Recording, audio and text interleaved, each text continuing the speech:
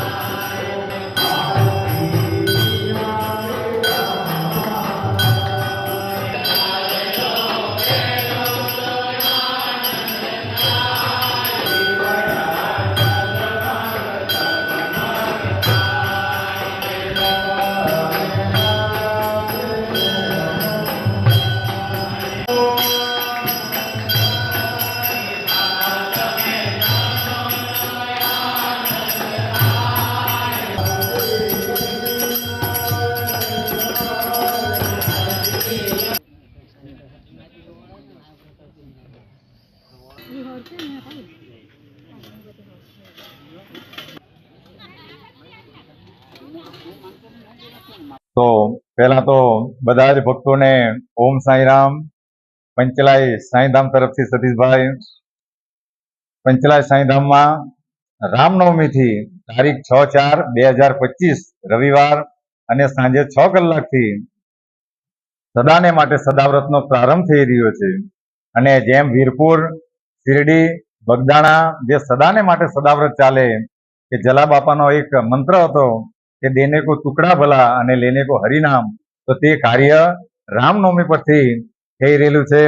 आ धामनी अंदर पहेला ज्यारे बीज एमनुं रोपायेलुं 2008 ની अंदर तो त्यारथी भंडारा चालता।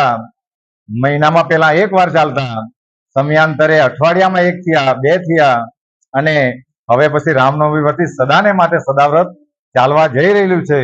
तो पंचलाई गाम तथा पारडी तालुको वलसाड जिल्लो आजुबाजुना गामना बधा ज भक्तोने भावभीनुं अमे आमंत्रण पाठवीए छीए के एक खुशी छे के शिरडीनी जेम सदाव्रत अहींया चाली रहेलुं छे तो बधाने खूब मान अने प्रेमथी बधा ज भक्तोने खूब भावभीनुं आमंत्रण छे।